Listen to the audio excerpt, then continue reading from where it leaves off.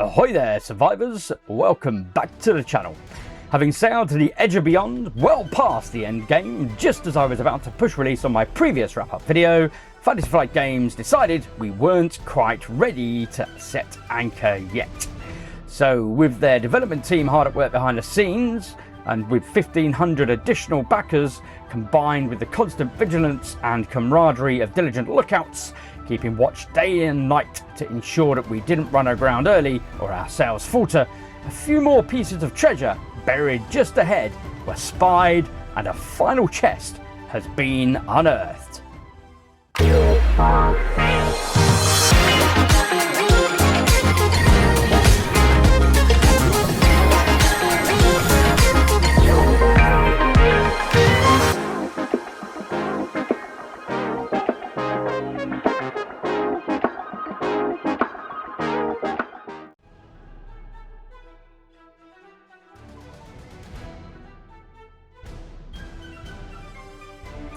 Firstly, I must confess, in all the excitement around lots of new equipment, other goodies being unlocked, I omitted to include this interesting addition to our haul, and I'm not sure that I've come across this simple yet effective offering in previous Zombicide ventures.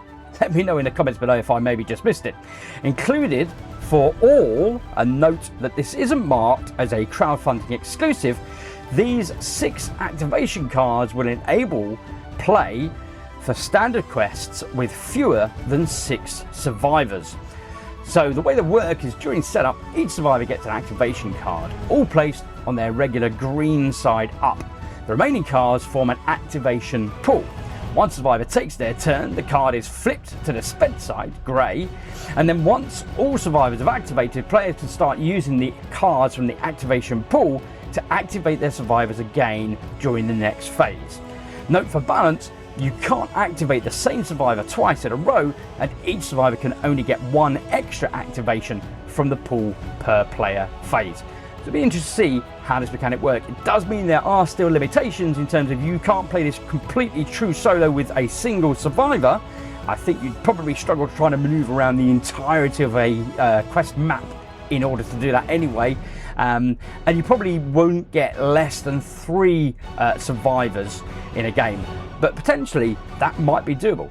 Let me know in the comments what your thoughts are around this. I'm certainly intrigued and be interested to see how this mechanic works. Moving on then to the new stuff.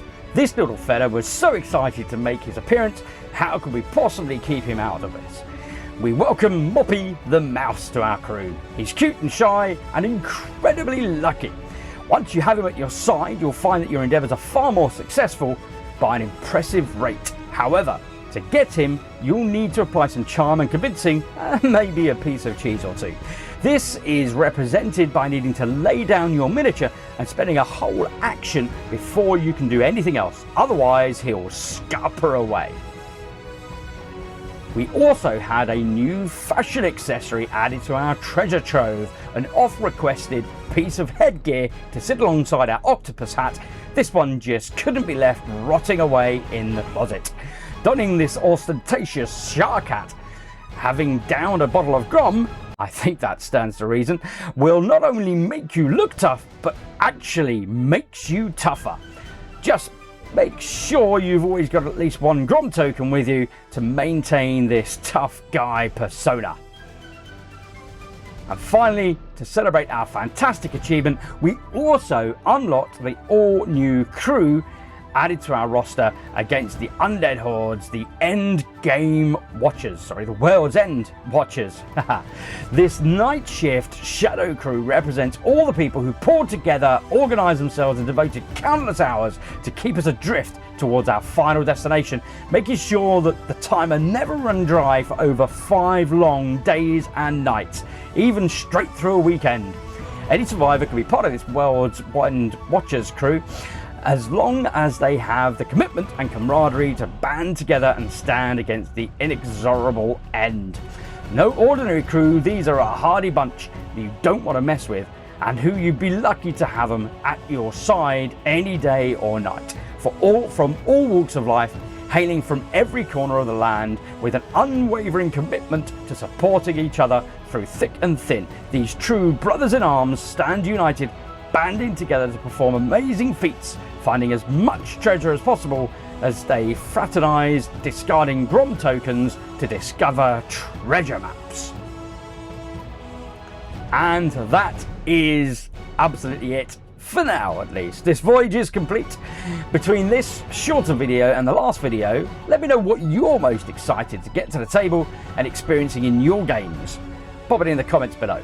I'll be sure to share more when, of course, more is revealed. And as always, if you've liked this video, please smash that like button. And if you've enjoyed my content so far, please hitting that subscribe really does not only show your support, but really does encourage me to keep making more. Until the next time, keep your powder dry, yo ho ho, and ta-ta for now.